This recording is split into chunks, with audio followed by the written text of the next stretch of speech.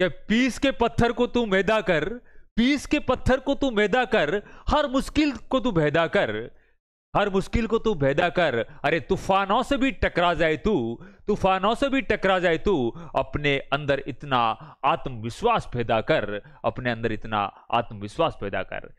मेरे साथियों, इसी आत्मविश्वास को लेके आज मैं आपके सामने एक विशेष टॉपिक को लेकर उपस्थित हूं। ज्ञानदीप एजुकेशन चैनल में मेरे प्यारे साथियों का बहुत बहुत स्वागत है। मैं आपका दोस्त अध्यापक व कवि विजय गोयल। आज की क्लास को लेकर आगे बढ़ते हैं। मेरे बहुत सारे साथियों के प्रश्न मेरे सामने आते हैं कि सर मेरे को प्रश्न आ रहा था फिर भी मेरा प्रश्न गलत हो गया है। ये प्रश्न सिर्फ मेरे 1, 2 या 4 साथियों ने जिन्होंने पूछा है उनके नहीं है, ठीक है, मेरे लगभग बहुत सारे साथियों के, और मेरे खुद के साथ में भी ऐसा हो चुका है। जब मैं किसी एग्जाम का पेपर देने जाया करता था और जाने के बाद में जैसे ही बाहर निकलता और बाहर निकलने के बाद में फिर से वापस चलते हुए या घर पे जाके पेपर को मिलाता और मेरा प्रश्न गलत होता, और उसमें मुझे लगता कि यह प्रश्न तो मेरे को आ रहा था फिर भी गलत क्यों हुआ है। तो ऐसी मुश्किलें मेरे बहुत सारे साथियों के साथ, और फिर उस समय हम थोड़ा सा क्या हो जाते हैं, निराश हो जाते हैं, यार काश। और ऐसे यदि एक पेपर में, एक परीक्षा में यदि इसी टाइप के 3-4 प्रश्न आपके गलत हो जाए तो मेरे साथियों फिर माजरा तो 3-4 प्रश्नों का होता है। फिर रहते, अब एक कोई साथी रह गया ना, लिखा है आपके, देखो 1-2 नंबर से पीछे रहना, बस इतने 1 या 2 नंबर से हम किसी परीक्षा या भर्ती में रहते हैं। और रहने का कारण है क्या, आपके आते हुए प्रश्नों का गलत होना। प्रश्न आ रहा था आपको, वो है ना 100% सही आ रहा था, लेकिन वहां पे आपने कुछ तो ऐसा किया है ना, कुछ मिस्टेक आपने की है मेरे साथियों। आखिर वो मिस्टेक्स क्या हैं जो कई बार मैंने भी की थी और 2-4 भर्तियों में मैं भी रहा था। फिर मेरे को समझ में आया कि मेरे को ये मिस्टेक्स, इन मिस्टेक्स को दोबारा नहीं दोहराना है। और फिर मैंने, है ना, जिसमें मेरा सिलेक्शन हुआ है उस भर्ती में उस मिस्टेक्स को नहीं दोहराया और मेरा सिलेक्शन हो गया। तो यह मेरा अनुभव है, ठीक है ना। मैं मिस्टेक्स करके आया हूं और बाद में नहीं दोहराया, लेकिन आप ना शुरू से मिस्टेक्स ना करना तो पहली बार में आपका सिलेक्शन हो जाएगा, आराम से हो सकता है मेरे साथियों, कोई दिक्कत नहीं है। तो वो मिस्टेक्स कौन कौन सी है, ठीक है, बड़े तौर से हम 3 मिस्टेक्स करते हैं, 3 मिस्टेक्स करते हैं। कौन कौन सी 3 मिस्टेक्स? फर्स्ट मिस्टेक्स, देखिए मेरे साथियों, पहली ऐसी गलती कौन सी है? देखिए, आते हुए प्रश्न गलत होना और 1-2 नंबर से रहना, और उसका समस्या समाधान मैं आपको बताऊंगा, ठीक है। पहली मिस्टेक्स कौन सी है? मिस्टेक्स को मैं यहां देखो, यहां मेरा आप अच्छा सा है ना एक पिक देख सकते हो, ठीक है, जिसमें मैं कुछ सोच रहा हूं, ठीक है। आखिर मेरे प्रश्न गलत हुए तो हुए क्यों? ये तो मेरे को आ रहा था, ठीक है, फिर भी मारो प्रश्न गलत हो गयो, या तो मैंने आओ तो पढ़ो, ये प्रश्न तो मैं 4 बार पढ़े हुए हैं, मारे माइंड में फीड है। अरे थारे माइंड में फीड है फिर भी थारो प्रश्न गलत हुआ की कारण है भाई, कहीं न कहीं और कारण रहे हुए तुम्हारे बेलियों। तो मेरे साथियों देखिए, अब उनका कारण क्या? पहला कारण, जो मुख्य कारण, हम क्या करते हैं, हम बड़े, ठीक है ना, चंचल स्वभाव के हैं, ठीक है, और हम क्या करते हैं, फर्स्ट कारण, पहला कारण, जल्दबाजी। जल्दबाजी, जिसने की जल्दबाजी, समझ लो उसने हार ली बाजी। मेरे साथियों, जब जब आप जल्दबाजी करोगे तो इस एग्जाम की जो बाजी है आपके हाथों से निकल जाएगी। तो अब की बार जल्दबाजी हमको नहीं करनी है, और जो नहीं करेगा जल्दबाजी वो जीत जाएगा बाजी। बस इस बाजी का खेल है, जल्दबाजी का ही तो खेल है। तो क्या करते हम जाते हैं परीक्षा हॉल में, ठीक है, और जो भी प्रश्न हमारे सामने आया, ठीक है, हमने ना बिल्कुल उसको क्या किया, प्रश्न जैसे ही सामने आया पूरा पढ़ा ही नहीं, आधा पढ़ा और बट सीधा उसका उत्तर जाके, है ना, ABCD में से आपके निशान लगा के और उसमें OMR सीट में भर दिया, ठीक है। मेरा 2018 की भर्ती में एक प्रश्न मेरे सामने था कि महाराणा प्रताप के हाथी का क्या नाम है। नीचे ऑप्शन लिखे हुए थे, राम प्रसाद, आपके लूणा, आपके मर्दाना और चेतक। और मैंने क्या किया, वहां जल्दबाजी, मैंने देखा महाराणा प्रताप ऊपर लिखा हुआ है और नीचे मेरी जैसे ऑप्शन पे नजर गई वहां चेतक लिखा हुआ, जैसे मैंने देखा, मैंने जल्दबाजी की, चेतक जैसे मैंने लिखा हुआ देखा और मैंने चेतक पे टिक किया और जाके OMR सीट में उसको फिट कर दिया। और जैसे मैंने OMR सीट में फिट किया, वो तो गलत होना ही था क्योंकि मैंने प्रश्न पूरा नहीं पढ़ा, क्योंकि मैं उसमें जल्दबाजी में था, उतावलेपन में था।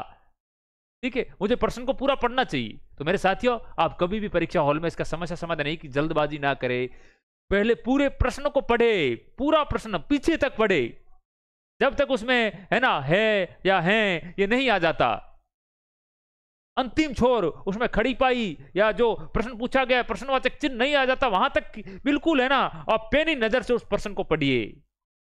कभी कभी प्रश्न ऐसा होता है जिसमें हम कंफ्यूज हो जाते हैं कि सत्य लिखा है कि असत्य लिखा है, सत्य या असत्य। ठीक है, वो पूछता है कि सत्य बताइए और हम असत्य वाला करके आ जाते हैं, या फिर वो पूछता है कि असत्य बताइए और हम सत्य वाला करके आ जाते हैं। क्यों? क्योंकि हमने प्रश्न को लास्ट तक पढ़ा ही नहीं। तो बिना जल्दबाजी की हुई आप प्रश्न को लास्ट तक पढ़िए, तो आपके है ना जल्दबाजी में 1-2 नंबर जाने वाले वो नहीं जाएंगे और आपको सिलेक्शन करवाएंगे मेरे साथियों। दूसरा, पहला है क्या किया आपने, जल्दबाजी की है, और दूसरा अपन करते हैं ओवर कॉन्फिडेंस, ओवर आपके कॉन्फिडेंस। वाह, ये भी है, हम बड़े मनुष्य बड़ा है ना एक अहंकार प्रवृत्ति का है कि अरे ये तो मनावे इन पढ़ की करण है ना, इन पढ़ने को नहीं ये मनाया करे, ये तुम्हारे पढ़ 10 बार पढ़ है। और इसी ओवर कॉन्फिडेंस में हम क्या करते हैं, ठीक है, प्रश्न को गलत करके आ जाते हैं। ठीक है ना, मेरे को सब आता है, मेरे को इस प्रश्न को पढ़ने के क्या है, इसका उत्तर ये सामने पड़ा है, मैं कर लूंगा, बस यही साथियों। तो आप ओवर कॉन्फिडेंस ना रखें, ठीक है, खुद को हमेशा समझने की कोशिश करें, प्रश्न को समझने की कोशिश करें। हाँ, भले ही मेरे को ये आ रहा है, फिर भी मैं इसको एक बार नहीं, 2 बार नहीं, 3 बार मुझे पढ़ना है प्रश्न को। अगला, तीसरा,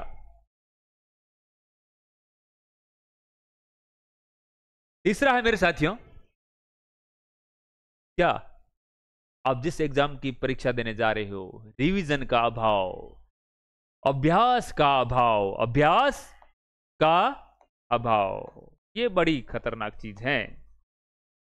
अभ्यास, हमने अभ्यास ही नहीं किया,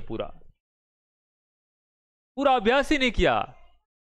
जिन प्रश्नों का हमें अभ्यास करना था, हमने एक बहुत बड़ा ग्रंथ लेके आए और उसको पढ़ते गए, सिर्फ एक बार पढ़ा, ठीक है, उसके 300-400 पेज तक हम पहुंचे, तब तक जो आपके उससे पहले वाले 10, 15 या 20 पेजों का आपने जो पढ़ रखा था वो आपके दिमाग से है ना साफ हो गया, और फिर आपके नंबर भी साफ होने मेरे साथियों। तो आप सार गर्भित यानी कि मक्खन, जैसा हम कहते हैं मक्खन पढ़िए, मक्खन पढ़िए, और उस मक्खन का आप क्या करिए, उस मक्खन को है ना बार बार खाइए, यानी उसका बार बार अभ्यास कीजिए, रिवीजन आप कीजिए, बार बार अभ्यास कीजिए, रिवीजन कीजिए, और वही मक्खन आपको सफलता दिलवाएगा। ठीक है ना, तो आप अभ्यास को हमेशा, दोहरान को, अभ्यास को महत्व दीजिए मेरे साथियों। तो मेरे साथियों, परीक्षा में प्रश्न आते हुए प्रश्न गलत होने का आपके 3 कारण है मुख्य तौर से, या 1 या 2 नंबर से रहने के, दोनों का मिला जुला 3 रूप है। क्या है कि हम जल्दबाजी कर लेते हैं, उतावलेपन में प्रश्न को हल करके आ जाते हैं, प्रश्न को पढ़ते ही नहीं है पूरा।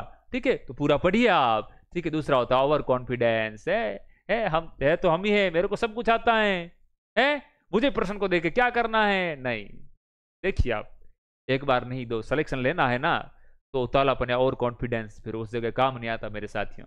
आप देखिए, 1 बार नहीं, 2 बार नहीं, 3 बार नहीं, 4 बार, जब तक प्रश्न समझ नहीं आता है, अभ्यास, पलटते रहिए, किताबों को पलटते रहिए। पान पड़ा क्यों, घोड़ा आड़ा क्यों, विद्या भूली क्यों, रोटी जली क्यों। पान इसलिए पड़ा, इसका उत्तर 3 शब्दों में है कि उसको फोरा न था या फेरा न था। पान पड़ा है, उसको जब तक हवा नहीं चलेगी, कोई उसको फोरेगा नहीं, तब तक वह पड़ा रहेगा। पान पड़ा क्यों, घोड़ा आड़ा क्यों, घोड़े को हम अभ्यास नहीं कराएंगे, ठीक है, तो घोड़ा जाके अड़ जाएगा। पान पड़ा क्यों, घोड़ा आड़ा क्यों, विद्या भूली क्यों, विद्या के लिए उसको फोरा नहीं था, उसका रिवीजन नहीं किया, उसका अभ्यास नहीं किया, तो विद्या है एक दिन भूल जानी है, और भूलने पर फिर आपके सामने प्रश्न आएगा, तब उसको नहीं कर पाओगे। और रोटी जली क्यों, तवे पे रोटी पड़ी है, ठीक है, और रोटी को है ना, जैसे और रोटी जो इस्त्री कर रही हो, बात लग गई किसी से, रोटी को फोड़ा ही नहीं तो रोटी जल जाएगी, ठीक है ना, रोटी जल के बुढ़ता हो जाएगी, मारवाड़ी में कहते हैं, बिल्कुल काली बाटी बन जाएगी, काली रोटी बन जाएगी, ठीक है। तो मेरे साथियों, आप जल्दबाजी ना करें, ओवर कॉन्फिडेंस ना रखें, ठीक है, और हमेशा अभ्यास करते रहे तो आपके सिलेक्शन को फिर कोई नहीं रोक सकता। जो 2-3 प्रश्न गलत होने वाले हैं वो फिर कभी गलत नहीं होंगे। बस इतनी प्रश्नों का माजरा होता है किसी के सिलेक्शन होने में और सिलेक्शन ना होने में, सिर्फ 1 या 2 प्रश्न का ही डिफरेंस या गैप होता है, और उस गैप को आप इन 3 नियमों को अपनाकर फिलअप कर सकते हो, पूरा कर सकते हो। तो मेरे साथियों, ठीक है, आप इन 3 नियमों को अपनाओगे, इसी आशा के साथ में मैं आपका दोस्त कवि विजय गोयल आपसे विदा लेता हूं। पढ़ते रहिए, बढ़ते रहिए, मस्त रहिए, स्वस्थ रहिए। जय हिंद, जय भारत।